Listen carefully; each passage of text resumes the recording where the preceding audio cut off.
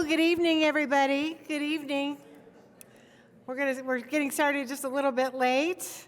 I guess this answers the question, does anybody care about the College Walnut corridor study? Thanks for being a full room here tonight. It's great. Give yourselves a round of applause, because really, it's great to come out on a beautiful summer night and participate in government. So thank you for being here. I'm Mary Catherine Carmichael. I'm the deputy mayor. My only role here tonight is to welcome you and thank you for coming and thank you for participating in this important project. I can't wait to see what comes out of it. Thank you.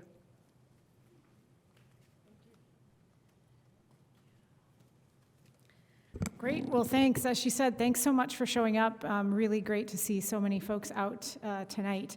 I will do a quick round of introductions. I'm Cindy Zerger, Urban Design Director for Tool Design. We have been hired by the city to do the corridor study.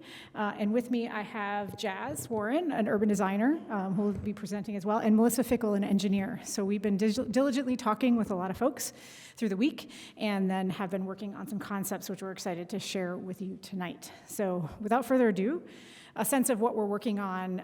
Sorry, I got to move my screen so I can see so our agenda.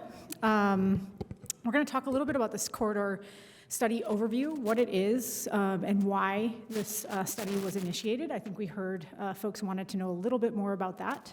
So we'd like to dive into a little bit of that tonight. We'll talk a little bit about what we heard during the last few days. We'll share with you what we call starter ideas. We'll see some cross sections, some ideas of how the street could function in the future. And then we'll talk a little bit about next steps. We'll have an opportunity to discuss, but we won't do that in a mic'd situation. We'll take small conversations. Hopefully, go to next steps. Excuse me. I'm going to hand it over to Beth for this. Thanks. Hi, I'm Beth Rosenbarger. I'm the Assistant Director of Planning and Transportation for the City of New Albany. Nope. This is my hometown. That's just, I haven't lived there in 20 years. Okay, great, thanks. Bloomington, where I have lived for 20 years. Okay, great. So some of this you will have heard potentially before, but we're going to go over it. So College and Walnut, the corridor study involves the northern end is the bypass and the southern end is Allen Street. What we are doing is looking at the existing conditions and analyzing those, identifying community goals and making space for more goals. Tonight, we will start talking about some conceptual designs, and it's important to note that there is an option to do nothing with this study. Like it could be we study the corridor and as a community determine nothing's changing. I will note as a bare minimum, I would think we would update the sidewalks to be ADA accessible for all our community members, and that could be considered not doing nothing. So after we have these different design concepts, then we will evaluate the conceptual design using the community goals as a rubric. Then, let's say we choose a design, we will follow the formal process to adopt that or to amend it into the transportation plan, which is a formal process.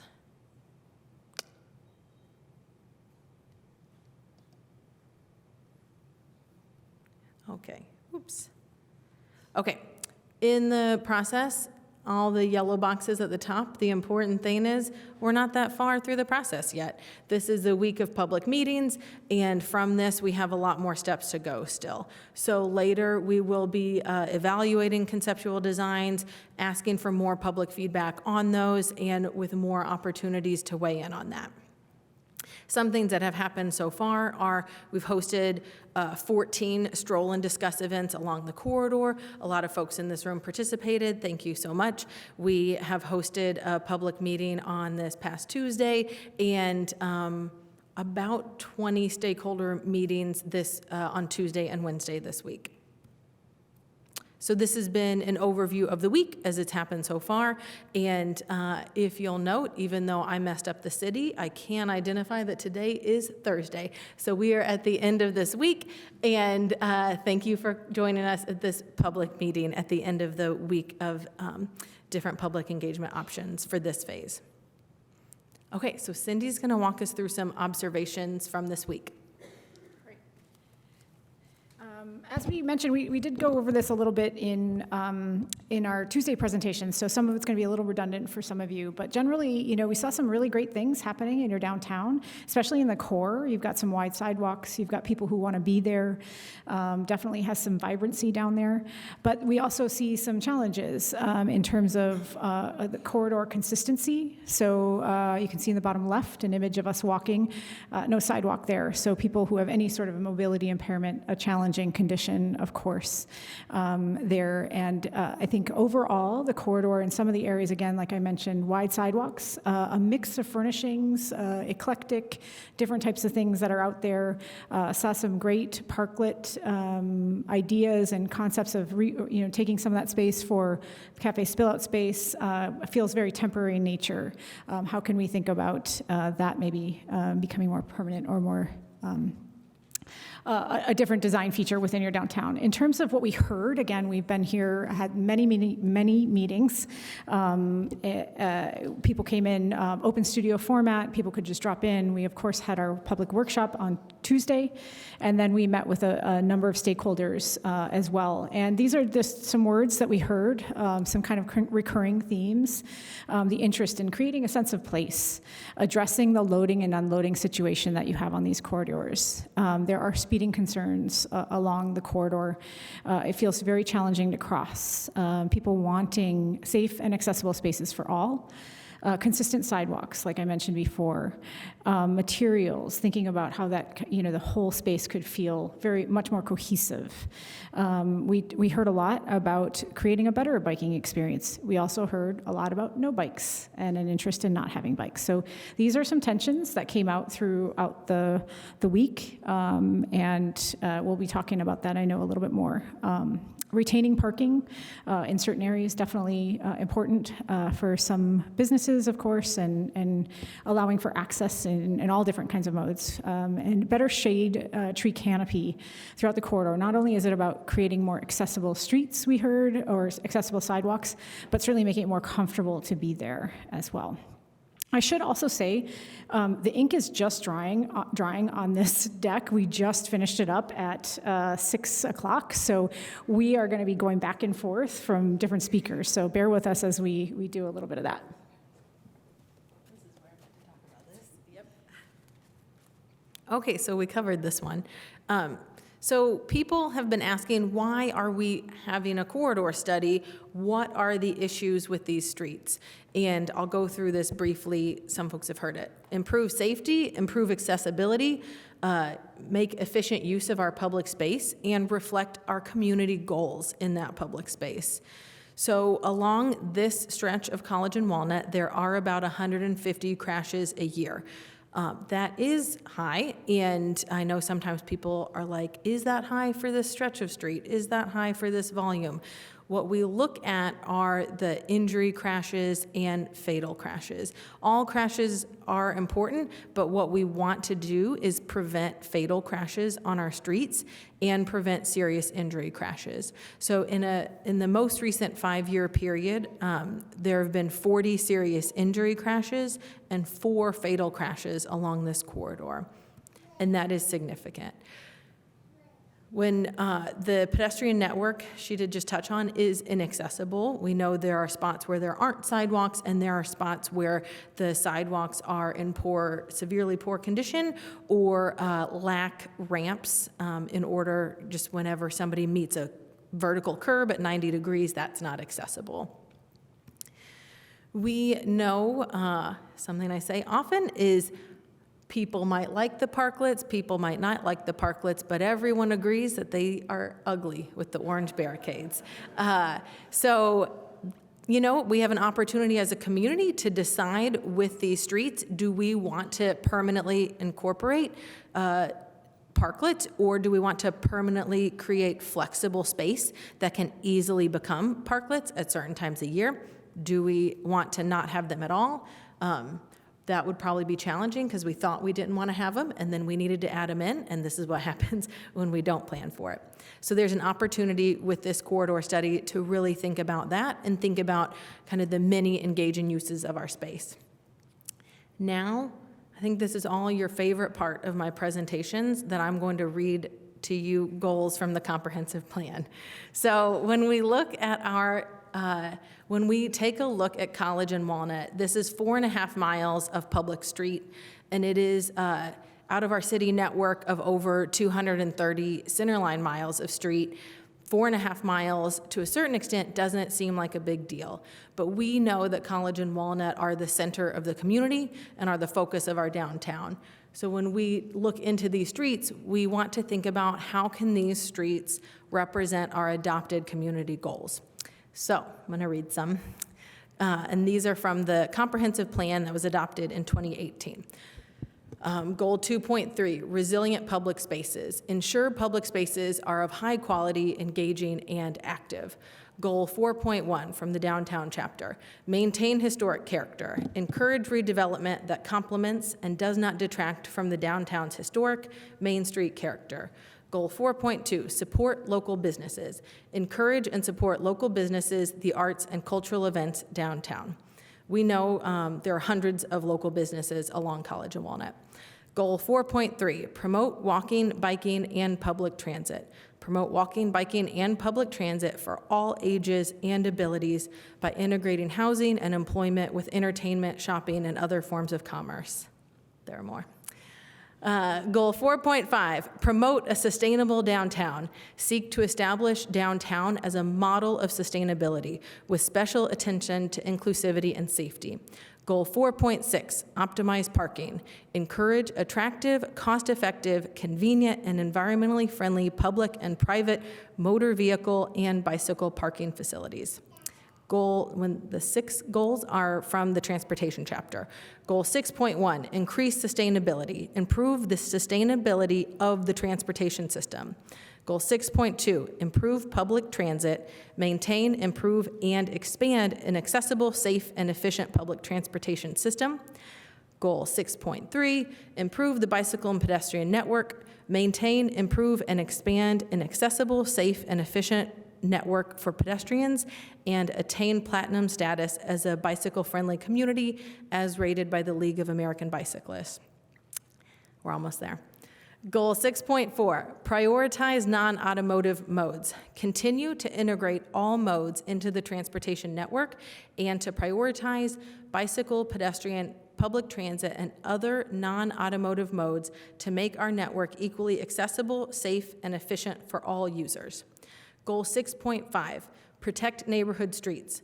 Protect neighborhood streets that support residential character and provide a range of local transportation options. I'll say I put that one in because I put all the transportation goals in, but also we recognize a function of College and Walnut is to carry more traffic in order to support neighborhood streets that are adjacent, and that's important as we consider the design of the streets too. 6.6, optimize public space for parking. Plan and develop parking for cars and bicycles with a focus on efficiency and equity. Sounds like the same from earlier, right? They're similar. Goal 6.7, educate the public. Increase residents' safe use of transportation options that minimize negative environmental and infrastructure impacts. Okay, those are the goals from the comprehensive plan. I've got more. So then in the transportation plan, when that process was happening, there was a recommendation to do a corridor study of College and Walnut, of 3rd and Atwater, and some other streets in the community. In the transportation plan, it outlined, I have to move this to see. Hold on. Okay, it's in my way. Got it. That said, a detailed corridor study will identify how best to support the comprehensive plan objectives to nurture our vibrant city center and provide multimodal transportation options through the design of our most prominent north-south streets. The goal should be to determine how best to provide pedestrians with safe passage and safe access along and across the length of the corridors. 2, provide bicyclists with safe, protected bicycle paths through the length of the corridors. 3, provide buses and other forms of mass transit with safe and efficient ways to travel along the corridors. 4, accommodate potential new and emerging forms of transportation that further the goals of the comprehensive plan. 5, facilitate safe and efficient automobile traffic to the maximum extent possible in light of the aforementioned goals. And 6, enhance the vitality of downtown Bloomington's businesses and institutions. The corridor study, or the transportation plan, went on to say the corridor studies should consider a variety of possible options, including but not limited to restoring two-way circulation to currently one-way roads, designating special bicycle roads with limited automobile access, adding or reallocating right-of-way and or restricting on-street automobile parking to enable the creation of new protected bike lanes, multi-use paths, sidewalks, and amenities for pedestrians and users of mass transit, and designating certain travel lanes as bus only. So I did read all those, which is a lame presentation tactic. Thank you for listening. I know it's important for us to bear those goals in mind, and we know a challenging conflict is when we hear input that conflicts with the adopted goals. And so we do listen to all of that, and we will still have more process, but it is a challenge, you know, in some cases when we have these goals to work with, and these goals need to form the foundation of a design. And we know some people say we want bike facilities, and some people say we don't want bike facilities. So right now, we listen, and we will be reflecting the goals in different proposed design options, and then there'll be further public discussion on that as this project corridor study continues. Finally, the corridor study was identified as a need in the transportation plans, and now we are working to operationalize these goals with the design of these streets. Okay. More? Yeah, back to you. Thank you. Great. Thanks, Beth. I think that's helpful context for all of us, and certainly helps us as we're charged with coming up with some ideas throughout the week. So just a reminder quickly that, you know, both streets we know right now are 2 to 3 lanes one way, and carry about what we call an average daily traffic volume of between 7,500 to 17,500.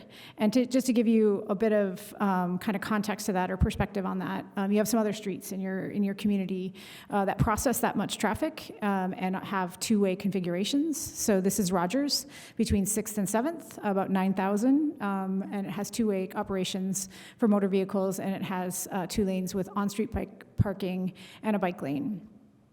Second, another one, wider cross-section. As you can see from the image, also processes about 15,000 and carries two-way traffic, and has 2 lanes and turn lanes as well. Hillside, another one, 13,000. So these are all with really high volumes as well, or similar volumes to College and Walnut, and two-way traffic again, and 2 lanes in this context as well. So we're going to talk a little bit about safety through design, and how we kind of deal with that in a downtown context, or really on all of our roads. Just want to share with you a couple of graphics that are really important and fundamental to the work that we do. When we think about we have things that are called posted speed, and then we have design speed. Posted speed is a speed that's the maximum we want you to drive on a road, but how we design our streets has a direct impact on how fast people can go. And 20 miles an hour, you can see this graph, pretty compelling, 13% likelihood of fatality or severe injury, and we go to 40 miles an hour, 20 miles an hour more, and that's more like a 73% chance that it's going to be a fatal or severe injury. That's pretty significant. And so one of our goals, again, as Beth mentioned, is to really address that safety concern. And we witnessed and experienced some fast driving on the corridors. The graphic on the right just shows you what your view is as a driver on the street. So when you're going 30 miles an hour, what we call it is sort of your processing speed. Typically, you can see that what's in that narrow circle, and the rest is hard for you to take in. So slowing our speeds gives you a sense of really being able to observe everything that's going on the street. Motor vehicle lanes also allow for higher speeds on our roads. I'm not going to get too into this graph, but generally what it says is the smaller your roads, smaller your lanes, your vehicle travel lanes, the slower the speeds you drive on a street. So different widths correspond to, of course, different driving speeds. And a typical American highway lane, which is 12 feet, which is what you have on some of your corridors, comfortably supports speeds at 70 miles an hour. When you stack those next to each other, that's when you get a highway configuration or a highway mentality to our driving spaces. Now we'll talk about some of the things you can do, or some really fun things about creating a safety through design. Street trees and sidewalk separations, certainly it makes it feel better. As a pedestrian, you feel more comfortable when you have that buffer between the fast driving vehicles, and it creates a more inviting space as well. Sorry, I'm trying to move some things around on the presentation.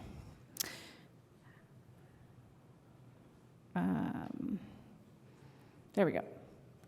And in terms of speed reduction, like I was just mentioning, it helps to reduce our speeds. We often call it vertical friction. It's things that are in your view that just get you to slow down. It makes you observe your immediate environment a little bit more closely. And so just one thing to mention is the study along this colonial, this is a quote that actually Beth found around comparing compared a segment of roadway with street trees and other vertical objects along a segment to without. It found that the segment with no trees experienced 45% more injurious crashes and many more fatality crashes. So that's a significant statistic. In terms of climate change, that's another thing that was mentioned, of course, in your comprehensive your plan and your goals, addressing climate change and climate resiliency. Of course, street trees help create shade and address urban heat island effects. They have been shown to create local temperature reductions. Certainly, we can feel that in our environments to as great as 15 degrees Fahrenheit. Streets can also incorporate more trees and other stormwater strategies to really mitigate flash flooding as well, which we'll talk about some design interventions that we're thinking about like this. So curb extensions and bulb outs, they reduce the crossing distance for pedestrians. If you look at the graphic to the left, you can even just imagine if you take away that sidewalk where it's like a lighter concrete color, the pedestrian would have a greater distance to travel between, and we call that exposure. And so you narrow that exposure, less time that you spend in between your sidewalks. They also are great opportunities, of course, to incorporate street trees and green infrastructure. You have that in some of your downtown. It's quite beautiful. I love that you use some native plantings in some different areas. And so it's a really wonderful way that we can also address the turning speeds of vehicles and improve visibility for people. So people, when they're turning, they're driving more at 90 degrees to the crosswalk versus veering quickly into pedestrians. Whoops, sorry. And then safe and protected, safety through protected bikeways. I think that's one thing that we were talking with Beth about the importance of bike lanes, not only bike lanes, but also that they're fully protected. And you have that in some areas in the community as well. They provide safety for all users of the street, not just bicyclists. They are known to reduce injuries for all, certainly fatalities and serious injuries as well. They dramatically reduce and often prevent people from parking in bike lanes. Of course, if it's got a curbed buffer, you can't park there. And they also, if we design it right, we prevent what we call a dooring situation, where people would open a door onto the path of the cyclist, what makes it again safer for everyone.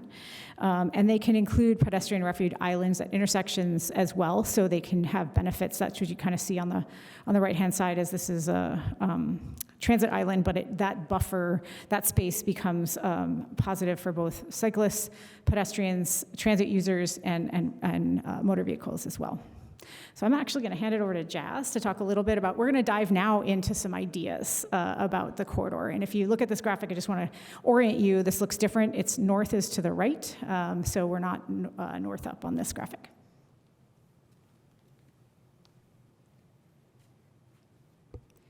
Okay, so the first step that the project team sort of did this week after we spoke with you all during our meetings was to come up with some character zones.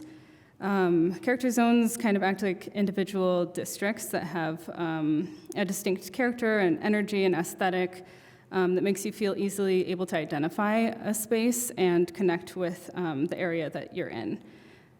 So what we did is we reflected on where along the corridor it feels like you enter into a new area, and how all of you described the different segments of the corridor, and that's how we came up with these 4 distinct districts. So these have some flexibility. The boundaries are fuzzy. They're not. There's not a hard stop where these start and end, but it's more of a general feeling.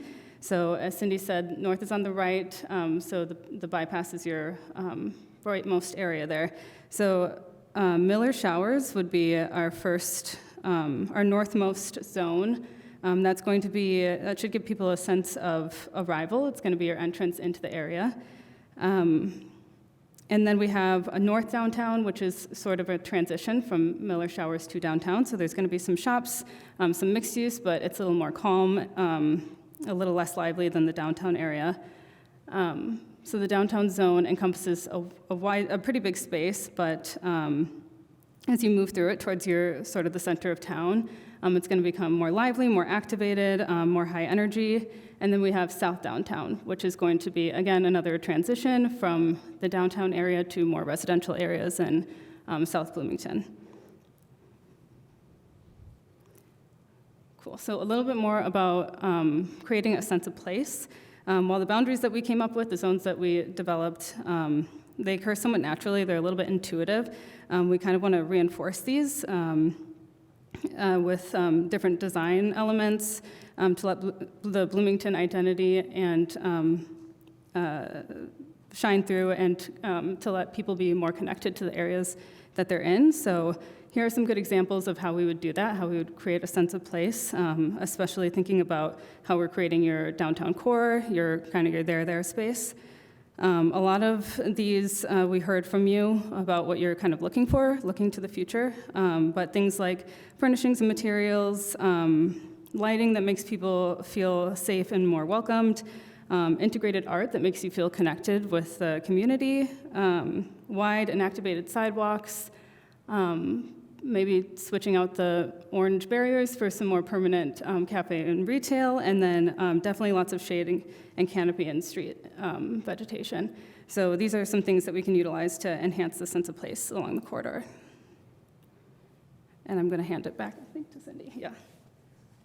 All right, now we get to the fun stuff, right? We get to look at some ideas that we came up with, again, for the cross-section. So as Beth mentioned, there is a no-build option. I think even with the no-build, addressing your sidewalk ADA compliance and making it more accessible, certainly addressing any curb ramps that are missing, and sidewalk gaps would be hugely important, even in the no-build. You need to address that for people who really rely on walking, and do so certainly in mobility devices. So this is existing. We could create a lot of these different cross sections. We're looking at a general, typical cross section for Walnut and College. So just to give you a sense of what that looks like, you have between 80 and 84 feet in the downtown district. As Jazz just mentioned, we kind of broke this down into different zones. So in the downtown district, between 80 and 84, between the curbs, you have these different dimensions for your travel lanes, parking, of course, and then you do have some really nice, generous sidewalks here. So here are some options that we explored. This is, we gave these tree names. The pine tree concept actually, again, has one-way travel on this street. So we're not talking about changing the motor vehicle travels in this section, or in these streets. So, College would remain southbound, Walnut remains northbound. The parking is retained. And then on the edges, there's a little bit of change, which is incorporating a 3-foot bikeway, because we've now taken one travel lane in this instance. So before we had 3, you could shift that, repurpose that into a buffered bike lane, fully protected bike lane, which a 3-foot buffer. That's really important for the bikes, but it's also really important for the people in the cars to be able to get out. You have what we call a step strip, and can step onto that platform and then cross the bikeway and then get to the sidewalk as well. So that's, and none of these concepts are we talking about narrowing sidewalks. All of this either retains or increases sidewalk space. And so getting into the details of what these look like at intersections, we know they can work. We did not have time, of course, to work on that, but that's what we would be doing next.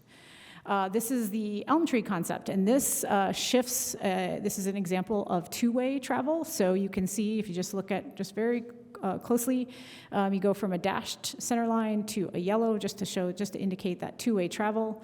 But generally the same cross-section, again, with 8-foot parking.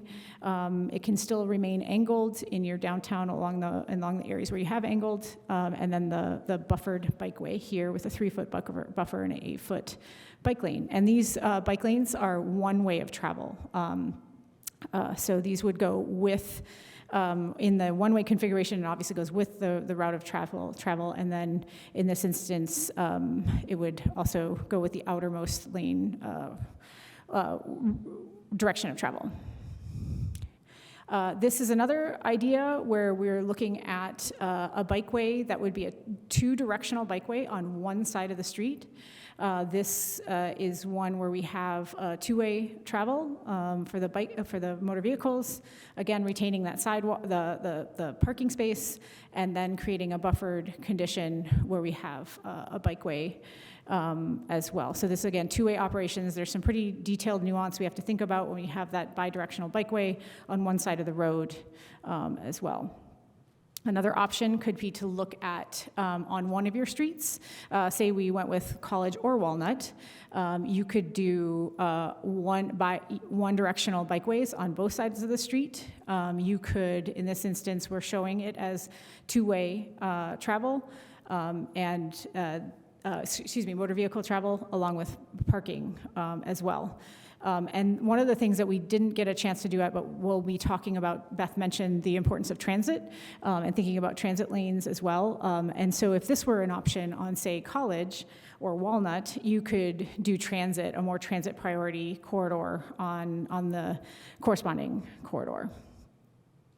So that was, I went really fast. We do have these, I believe, as exhibits that you will be able to look at in a little bit more detail after the presentation. Now we are moving north to the Miller Showers District, and this cross-section looks, of course, as you all know, a little different. 2 lanes in one direction. You do have the presence of a bikeway in some locations. We say the cross-section varies, and it does quite a bit because of the boulevard strip or the tree lawn, that varies at the park location. So we just said it varies. Generally, it's between, I think, 76 and 66, something like that. But we have the space, certainly, to do the same thing. One of the things we're really trying to work on is create consistent and legible bikeway facilities so they sort of always feel the same. So if you did the pine tree concept in the downtown, you would do that throughout the entirety of the corridor. So that's what you see here. Some of the dimensions might change just a little bit depending on the room that we have, but generally we can get in exactly what we did before. We can have widened sidewalks. So right now you see on each side, the one on the right is, say, the multi-use path that's along Miller Showers Park. And then you have 2 travel lanes, motor vehicle travel lanes, a 3-foot buffer, and a 6-foot bike lane. And then you could widen that if you wanted to a little bit more, make that 8-foot, and then you could also widen your sidewalks here. It's really a kind of a series of trade-offs that we'll be working through. Again, we could change the motor vehicle travel lanes. What you just see here is just a shift in to a 2-way system. And just like we did in the downtown, if we did the sycamore tree concept downtown, of course we would do that in the northern segment as well. So you're seeing a bikeway 10-foot here. I think the last, so all the 2-way facility would be 10 feet. It'd be our recommendation. So we would recommend that in the downtown as well. And then again, varied sidewalks can go wider than 8 foot, of course. And then this is the sycamore tree concept, again, that one directional on each side of the street. is the change you see here, and of course, the motor vehicle configuration is a two-way cross-section. And then we want to share a little bit about an entry sequence. As Jazz mentioned, coming into town as visitors, as people who are coming to the community to live, work, play, shop, there's not a real sense of arrival. You kind of come off the highway and you're abruptly thrown into this one-way configuration, and then you kind of go downtown, and sometimes you feel like, where am I going? And so there's a real opportunity here. Miller Shower is a great gateway, I would say. You have a beautiful park in that, but you could enhance that. And so we've come up with a concept to really think about what that might look like.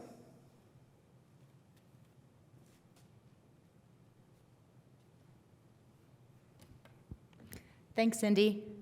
So circular intersections in some form have been around for over 100 years, and what we call the modern roundabout has been implemented in the US since the 1990s. One example of an older roundabout is Columbus Circle in New York City. So what is a modern roundabout?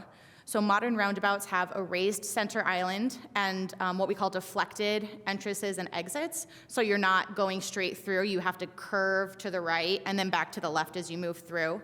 That leads to slower speeds. The slower speeds make the roundabout safer.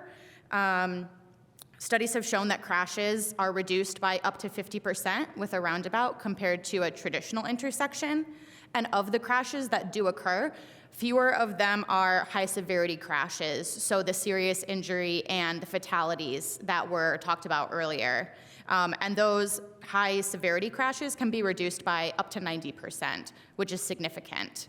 And it makes sense if you think about it, because with the traditional intersection, you have people turning left across oncoming lanes of cars, so you have people getting T-boned, whereas the types of crashes that we see with roundabouts are rear-end collisions and side swipes. I almost said just rear-end collisions and side swipes. Obviously, every crash is significant, but it's better than a fatality or a serious injury. Also, when it comes to a roundabout, they're safer than a traditional intersection because there are fewer conflict points, which are points where if you draw on a map the path of the vehicle travel, conflict points are where the paths of different vehicles cross. So they're safer for a number of reasons. Another benefit of roundabouts is that they promote free flow. There's a yield condition instead of having to stop at a stop sign or a red light. And so you're able to move more vehicles through the intersection in the same amount of time. And there's also less fuel consumed from vehicles idling, which leads to less air pollution. As of 2016, there were more than 256 roundabouts that had been constructed in Indiana, both by INDOT and by cities and townships. And Bloomington could be one in the future.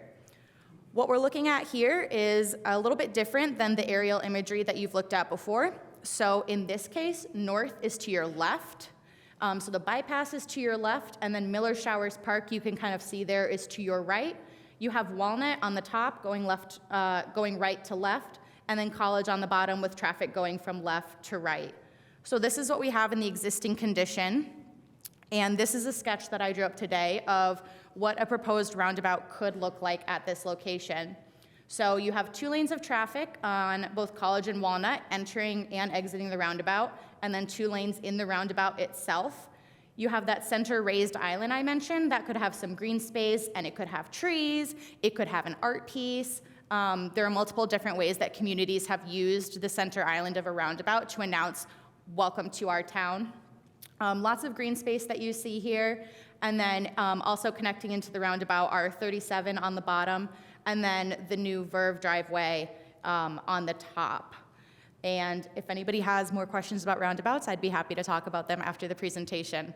For now, I'll hand it back over to Cindy. Yes, Cindy.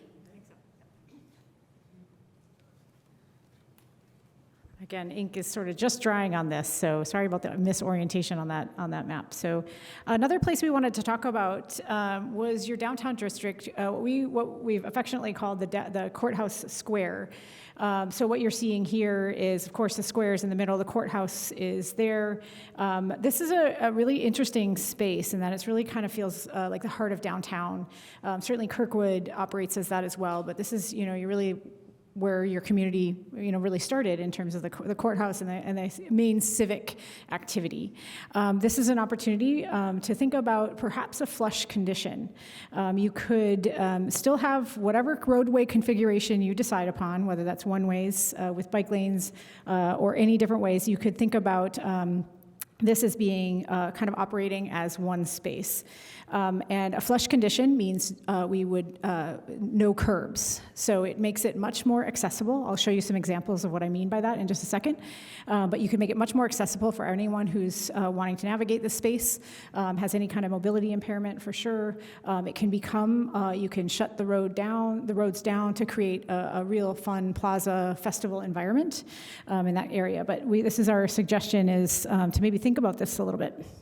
I'm going to share with you another project we worked on a number of years ago. This is in Sulphur Springs, Texas, so it's a little far away from here, but they too have a courthouse there, and this is what it looks like, and this is what it looks like now. So before, it was pretty dominated by the motor vehicles and parking. It wasn't at one point in time, but then it did become a parking lot. I'll show you it in aerial view. So again, you can see in this location, here's the courthouse up here, and the roadway configuration, you can kind of see it routes around the courthouse. Very different context, of course. It's not in the center. It doesn't have the same slopes you have in terms of the courthouse feeling above the street. But it was a place where we were brought in to really rethink how this space operates for the community and use it as a heart of their downtown. One-way system in this instance. They had a one-way couplet, you can see, on either side. It was a two-way to a one-way sort of system. I'm not going to go too much into that sort of situation, but just to show you what it looked like and what we came in and did. And so this was the concept that we came up with. One of the things we could not do, our marching orders were to not get rid of any parking. And in this concept, we actually added one spot. So this was the concept, and what you, again, want to focus on is, again, the street network, moving it from one-way to two-way, still accommodating all of the different activities that need to be there. And this is what it looks like now. And this is a flush street. So what I mentioned before, the only curb that is introduced is the curb stop to the front of the parking area. So the angled parking, you can see a little curb stop. We'll look at that in just a minute. But it's become a really wonderful and beloved place for the community. Again, like I mentioned before, because it's in this configuration where it's flush from building face to building face, they can do things like this and shut down the street and have a festival throughout the entirety of the street and the plaza or the courtyard space. This is a 4th of July celebration, and just want to call out all of the folks who were there with some kind of mobility device, able to navigate, again, the space pretty easily. So this is what it looks like from a street view. Different detailing, there they really wanted to do brick streets, and so we looked at that. Valley gutters, we introduced the drainage still can work very well on streets like this. Texas has major rain events, and these valley gutters process it just fine. The curb bump outs, what you see where the trees are, that's what we call a bump out, kind of a mid-block bump out, and that's a nice way to make it easier, again, lessen that distance that pedestrians are crossing in the street and create, again, that sort of sense of enclosure along our streets. And in that instance, one of the things that's great about the flush condition is some of those parking spaces, not only can you do bump outs, but you can also do things like those, a more permanent cafe spill out space, easy to repurpose that space and don't have to think about that ramped condition, easily addressed. So that is what we did this week. We heard from a lot of you, and that was really fabulous. Thanks for coming out, for everyone who did. This is, again, like Beth said, just the beginning of the process. We're, of course, at Thursday and did the public meeting, and we are looking forward to hearing from you and your thoughts on what we presented. And, we'll be, again, there's still more work to do here. We're going to come up with a preferred alternative or concept, and then do some assessment, as Beth mentioned, with community values. And again, the blue just really highlights all the different opportunities you have to engage throughout this process. And I would encourage you to go to that website that's on the screen. That is the project website. You can sign up for emails and get information that way as well. So I will say thank you for coming. Really appreciate all of you being here. And anything you want to add, Beth? Okay. Great. So we will be up here for questions. There's a number of staff folks here, and then of course us as a consulting team. And then are the exhibits, are they available? So we have some, if you want to look at those a little closer, we have those printed on bigger sheets of paper. So thank you again. A round of applause for you all showing up again tonight. So thanks again. Appreciate it.